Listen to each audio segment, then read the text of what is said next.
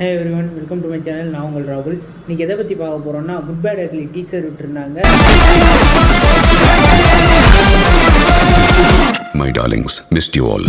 கண்டிப்பாக சொல்கிறேன், இந்த படம் வந்து ஷார்ட் பிளாக் பஸ்டராக இருக்கும்னு நான் நினைக்கிறேன். ஏன்னா வந்து அஜித் வந்து அவ்வளோ அழகான அவ்வளோ லுக்கில் வந்து காமிச்சிருக்காங்க.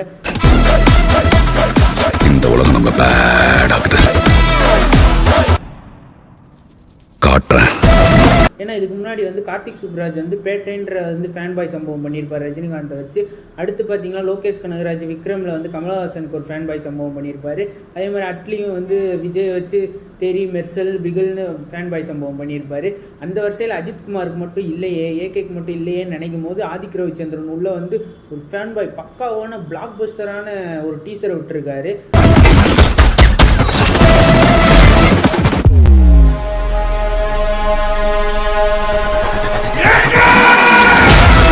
அந்த படத்தை பார்க்கும்போதே தெரியுது, கண்டிப்பாக அஜித் கெரியரில் இந்த ஒரு படம் வந்து மிகப்பெரிய சக்ஸஸ் ஆகும்னு நினைக்கிறேன். ஏன்னா வந்து அவ்வளோ சூப்பராக இருக்குது டீசர் கட்டலாம். அதுலேயும் வந்து ஒவ்வொரு லுக்கில் வந்து அஜித்குமார் வராரு. எத்தனை லுக் இருக்குதுன்னு தெரியலை. கண்டிப்பாக அந்த ஃபேன் பாய் சம்பவம்ன்றனால அது ஏகப்பட்ட லுக்கு, பழைய படத்தோட லுக்கெல்லாம் வந்து கண்டிப்பாக கொண்டு வந்திருப்பாங்க.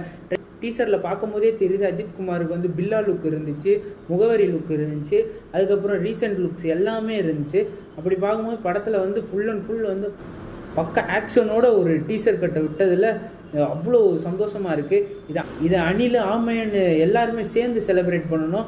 ஏன்னா வந்து படம் வந்து அவ்வளோ கூஸ்பம்ஸ் ஆச்சு. ஐயோ டீசர் அதுக்குள்ளேயும் முடிஞ்சிச்சு. அதில் வந்து ஜிவி பிரகாஷோட மியூசிக் சூப்பராக இருந்துச்சு, பிஜிஎம்லாம் தெரிக்குது. அது ஓப்பன் பண்ணும்போது மட்டும்தான் லைட்டாக மார்க் ஆண்டனி ஃபீல் வந்துச்சு. ஆனால் படத்தோட டீசர் ஃபுல்லாக பார்த்து முடிக்கும் போது ஐயோ சீக்கிரமாக டீசர் முடிஞ்சே அப்படின்னு. ஏன்னா அவரோட லாஸ்ட்டாக நான் நல்லா என்ஜாய் பண்ணி பார்த்த படம் எதுன்னு பார்த்தீங்கன்னா மங்காத்தா தான். அதுக்கப்புறம் எனக்கு வந்து படம் பார்த்துருக்கேன், ஆனால் வந்து அந்தளவுக்கு எனக்கு இம்ப்ரெசிவாக எனக்கு அஜித் படம் பார்க்கணும் அப்படின்னு தோணுனதே கிடையாது. இந்த படத்தோட டீசர் பார்த்த அப்புறம் கண்டிப்பாக இந்த படத்தை பார்த்தே ஆகணும் அப்படின்னு தோணுச்சு.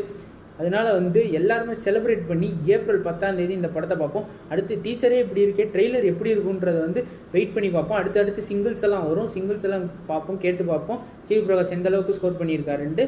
இந்த டீசர் உங்களுக்கு எப்படி இருந்துச்சுன்றதை வந்து கமெண்ட் பாக்ஸில் கமெண்ட் பண்ணுங்கள். இன்னும் நான் வந்து ட்ரெஸ்ஸு கூட மாற்றலை, யூனிஃபார்ம் மாற்றாமல் அதுக்குள்ளேயே இதை பற்றி சொல்லி ஆகணும்னு சொல்லி உடனே வீடியோ பண்ணிட்டேன். இந்த வீடியோ பிடிச்சிருந்துச்சுன்னா லைக் பண்ணுங்கள், ஷேர் பண்ணுங்கள், கமெண்ட் பண்ணுங்கள். உங்களுக்கு இந்த டீசர் எப்படி இருந்துச்சுன்றதை வந்து கமெண்ட் பாக்ஸில் கமெண்ட் பண்ணுங்கள். நெக்ஸ்ட் வீடியோவில் பார்ப்போம். பாய்.